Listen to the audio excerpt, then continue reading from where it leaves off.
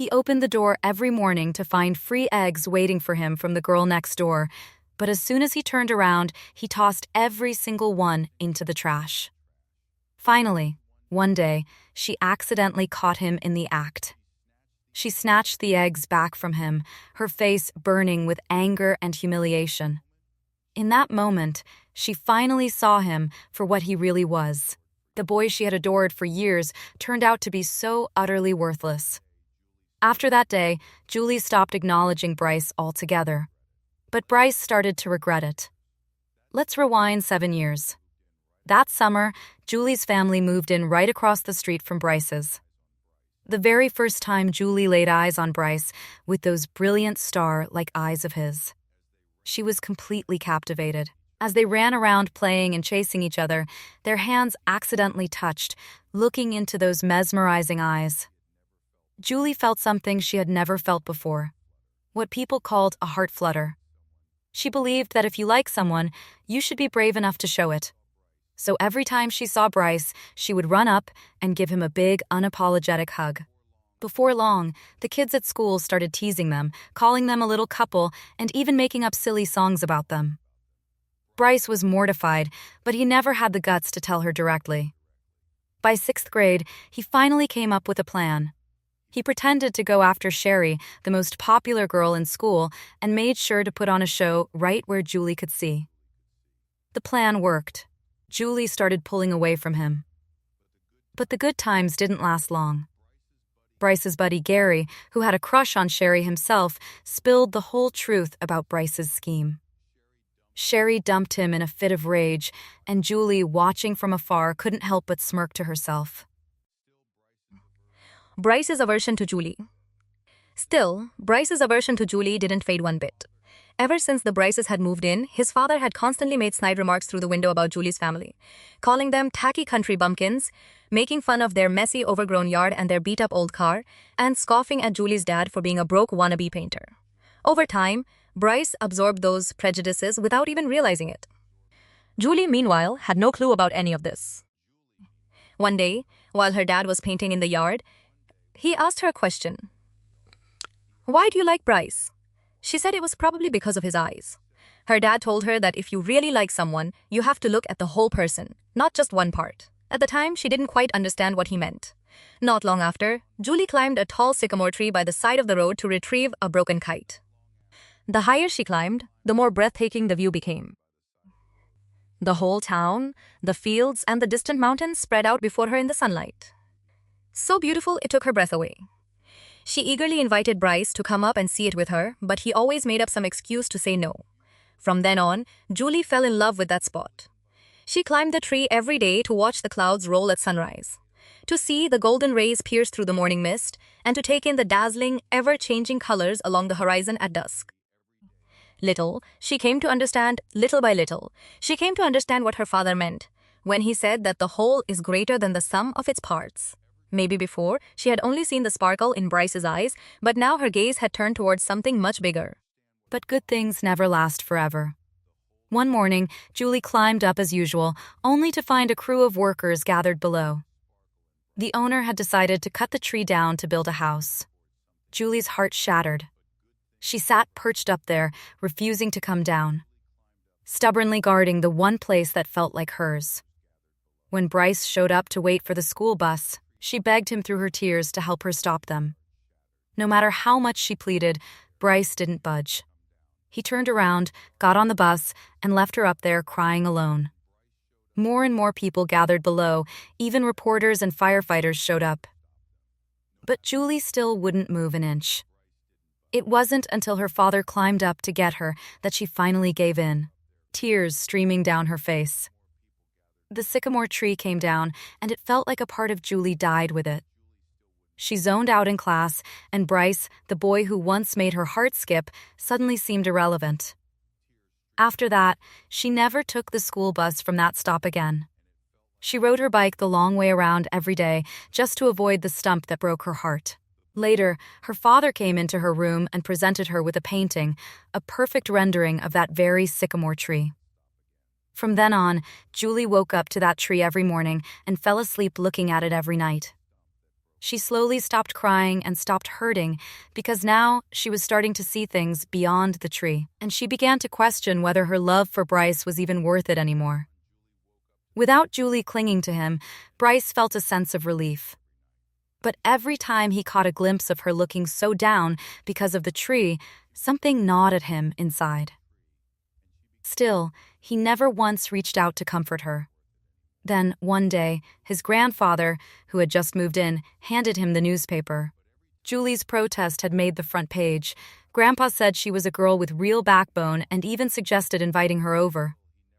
Bryce brushed it off, but Grandpa told him not everyone gets to meet a girl like that. Bryce didn't take it to heart. Soon after, the school held its science fair, and Julie won first place with her chick hatching project.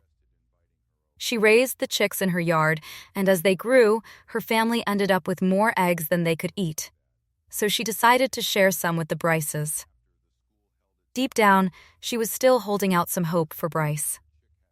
But Bryce's father thought the eggs were unsanitary and told him to return them. Bryce, however, couldn't bring himself to face Julie, so he just took the eggs and threw them away every time until that day when Julie caught him red-handed. She felt a crushing blow to her pride. The pain was no less than the day the sycamore tree came down. That night, Julie told her parents she wanted to fix up the yard. When her father asked why, she finally admitted it was because Bryce's family had mocked them for being messy. But the Jules were only renters. Fixing the yard was the landlord's job. On top of that, Julie's dad had a disabled younger brother who needed long-term care, and the whole family had been scraping by just to cover his expensive treatment.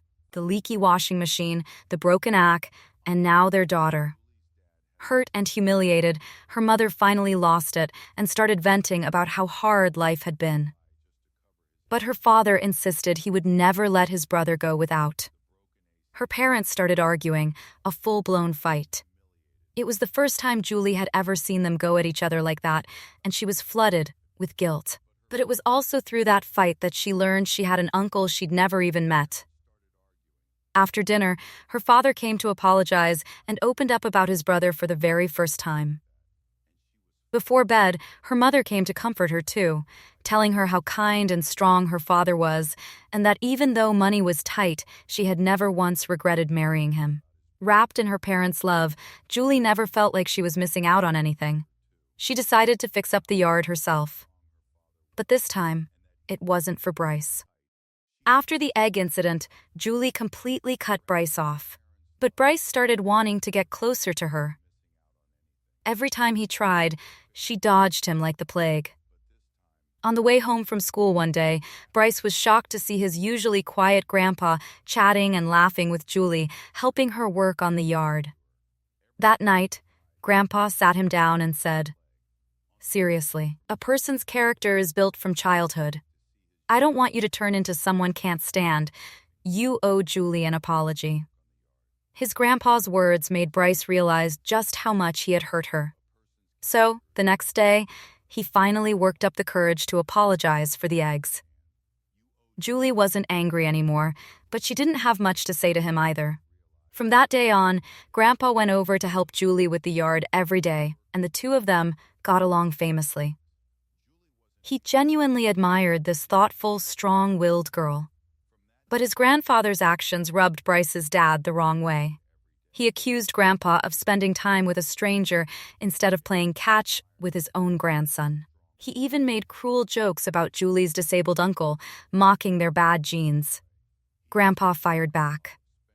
Julie's uncle had the umbilical cord wrapped around his neck at birth.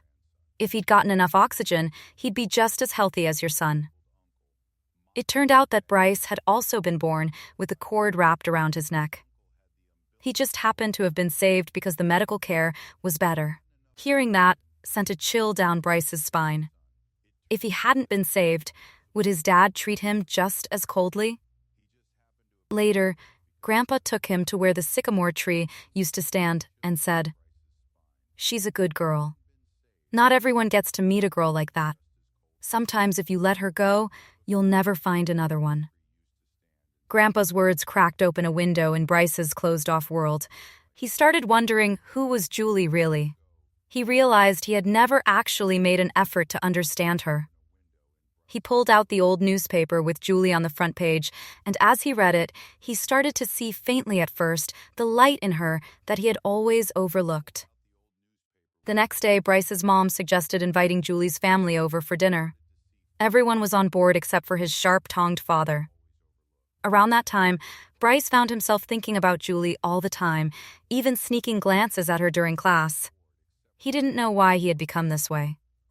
His friend Gary told him it was just guilt over the eggs, not real feelings. Gary even made a snide remark about Julie's family having defective genes, and Bryce wanted to defend her. But instead, he just nodded along. What he didn't know was that Julie was hiding behind the bookshelf and heard every word. Bryce's silence confirmed to Julie that she would never like him again. The night of the dinner finally came. Bryce spent 3 hours getting ready only to be met with Julie's cold attitude. She told him, "I heard what you and Gary said in the library." Bryce tried to explain he knew his friend was wrong, he just hadn't spoken up. Julie replied, "So, you're a coward." At the dinner table, Bryce's dad kept making passive-aggressive digs, bringing up Julie's disabled uncle out of nowhere. Julie's dad just responded calmly, but the tension was thick. Then Julie's brothers started talking about their passion for music. And suddenly, Bryce's dad went quiet. It turned out he had once been a talented saxophonist in his younger days, but had given up his musical dreams for various reasons. The more passionately they talked about their dreams, the quieter Bryce's dad became. Watching all this, Julie seemed to see right through him, the decay and cowardice hiding beneath his smug surface.